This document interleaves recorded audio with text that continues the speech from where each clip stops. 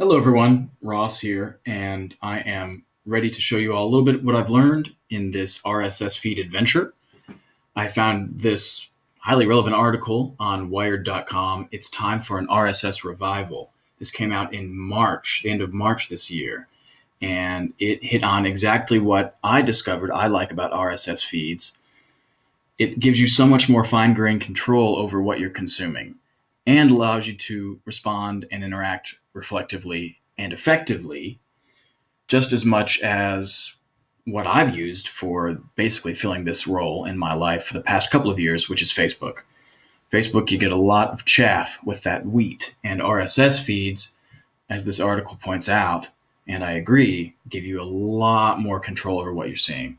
So I'm going to turn off Facebook for that task and switch to RSS for sure. I myself am using Feedly. I noticed a lot of other folks are as well. I tried InnoReader and just didn't like the features and the layout as much as Feedly. I had a hard time selecting just 5 blogs. As you can see, I've got a lot here in my higher ed edtech feed and some other feeds as well. But for my criterion, I wanted to get a variety of voices, both women and minority voices, so that I could have a well-represented group of blogs that I was following for my PLN. I hit upon this great resource, the Teach 100, a ranking of education blogs. This is awesome. It has a number of criteria that it ranks the blogs on, only one of which, this Teach score, is subjective. So it's a great resource. There's not just 100 on here. There's actually close to 1,000. So I think all of my blogs are from the top, close to 100 on this list.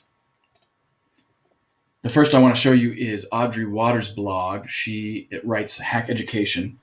She has a funny little bio, self-description of herself, and she is a very opinionated, snarky type writer who wrote an interesting article on pigeons, operant conditioning, and social control, and its ramifications in the marketing and education spheres.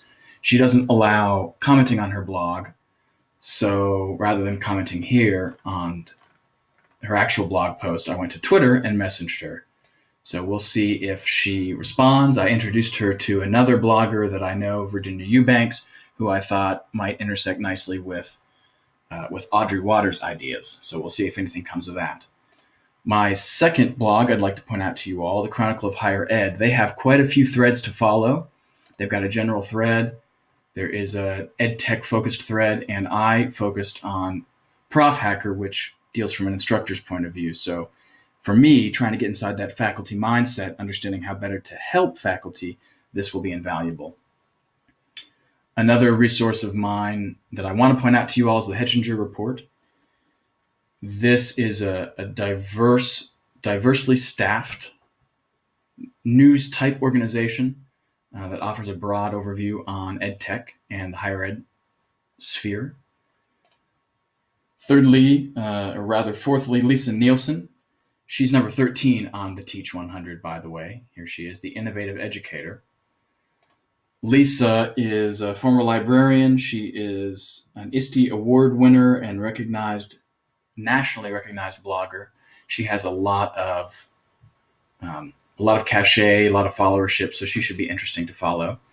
And finally, I'm following a blog series from the Washington Post. Here it is, Answer Sheet. Valerie Strauss is the blogger. She's an education journalist. And of course, the Washington Post is a highly respected news organization. So I hope that I have a variety of voices. I hope that I can maintain some balanced perspectives through my PLN, and I'm really excited to see where this goes.